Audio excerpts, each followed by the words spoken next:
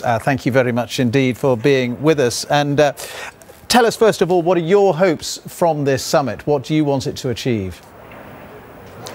Our hopes come to the 3 R's. One is registration. We must finish with that. 100% people entering EU must be registered and the data correlated with the databases that we have.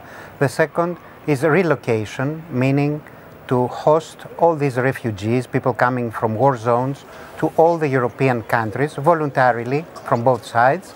And the third and most crucial at this moment is a return. How to return people that will not be given asylum, that they are economic migrants. How can we return them to Turkey and from there to their countries of origin? Our hopes are that these R's will form the basis of the solution. That is one of the key questions as you outline it, is how to get them back to Turkey. What are your thoughts on that? Because for a start, how do you pick out, you know, who has a genuine case, who's a Syrian refugee from other migrants who may be coming for economic reasons? During the registration process and while the refugee is applying for asylum, there are many ways to recognize where is he coming from. Not 100%, but for the biggest numbers. So we must separate the people that are coming from war zones like Syria and Iraq from the other people that are coming to find a better economic future, like from Morocco or Tunisia or Pakistan. And there are teams in place that can differentiate the people. So these that can ask for asylum or they will be assigned asylum will then move to the relocation process. But the rest that are coming from countries that are able to receive them back without endangering them must return back. And this can only happen with cooperation with Turkey.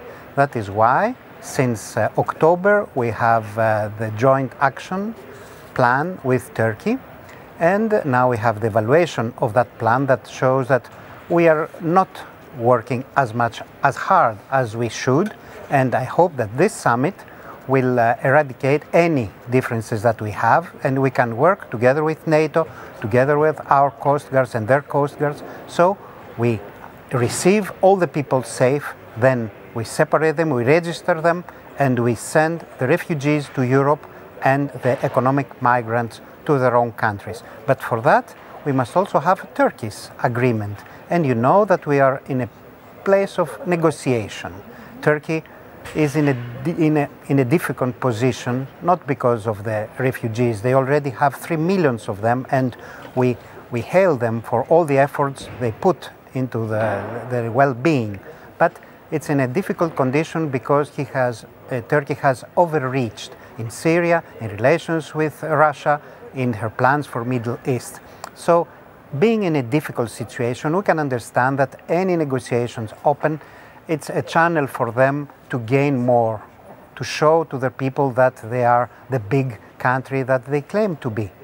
So we hope that all this will be left aside, and because it's on both sides' interest to work together on this issue, because we as Europe can support the Syrians living in Turkey and already have started doing that. We have given 120 million to accredited organizations supporting the Syrian refugees, and this amount will increase to at least 3 billion as we have offered, but they must do their part.